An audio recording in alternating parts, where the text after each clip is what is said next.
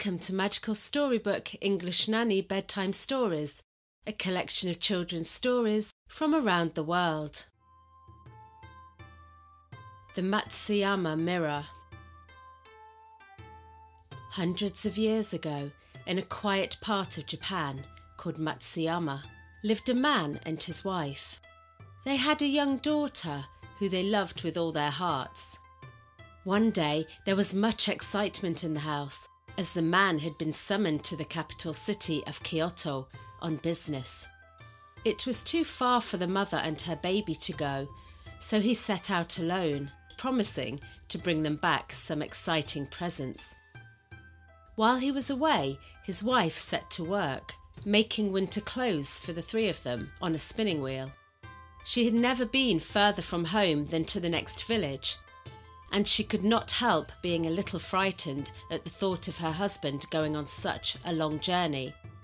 But she felt a little proud too, for he was the first man among their neighbours who had been to the great city where the emperor lived and where there were a great many beautiful and curious things to be seen. The woman and her daughter were overjoyed when the man finally returned home, and the little girl clapped her hands with delight when she saw all the pretty things that he had bought for her. He had many stories to tell of the wonderful things that he'd seen on the journey and in the city itself. "I have bought a very pretty gift for you," he said to his wife. "It is called a mirror." He handed her the wooden box, and when she opened it, she found a round piece of metal. One side was like a white frosted silver and decorated with raised figures of birds and flowers, and the other side was as bright as the clearest crystal. "Look," he said to his wife, "and tell me what you see inside." The woman looked into it, to see that from its depths a happy, smiling face with bright eyes was looking at her. "What do you see?" asked the man, pleased that he was able to share something new with his wife. "I see a pretty woman looking at me, and she moves her lips as if she was speaking.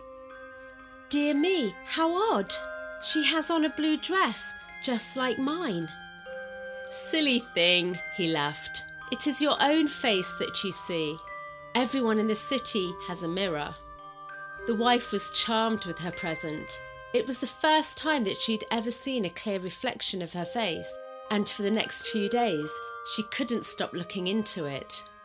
She soon considered such a wonderful thing far too precious for everyday use, and so she shut it up in its box again and stored it carefully among her most valued treasures. Years passed by, and the husband and wife remained content with all they had. Their daughter brought them the greatest joy, and she grew up to become the image of her mother. She was so dutiful and affectionate that everybody loved her.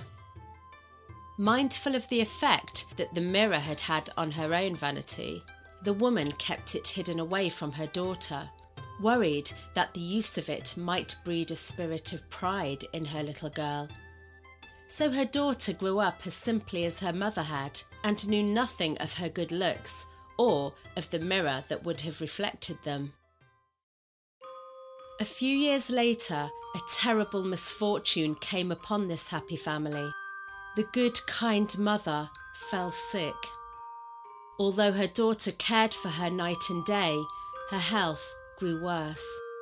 She was full of sorrow, knowing that she was soon going to leave her husband and child behind.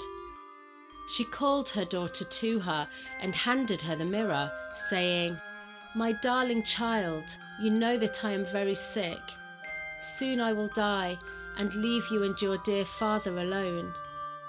When I'm gone, promise me that you will look into this mirror every night and every morning, and there you will see me watching over you."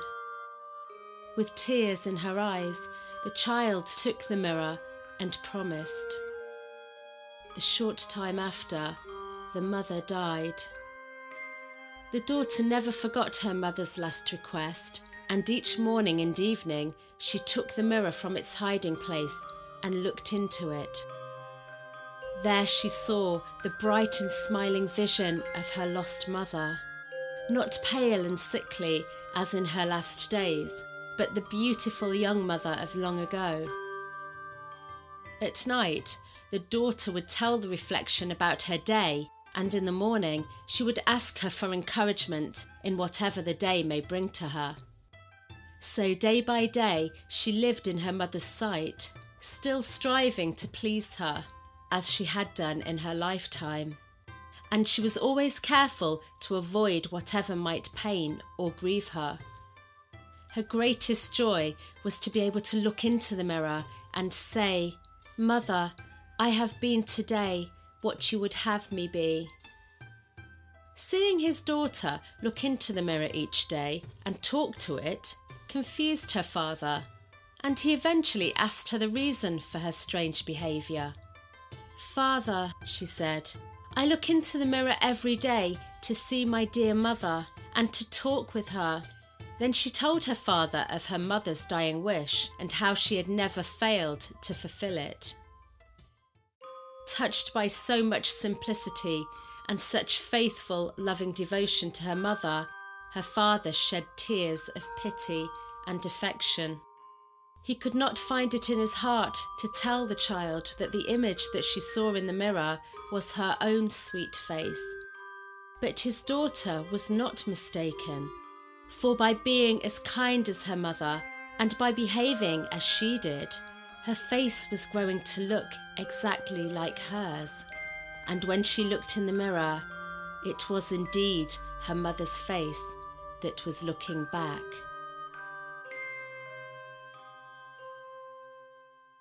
If you're enjoying Magical Storybook English Nanny Bedtime Stories, please let us know by leaving us a review.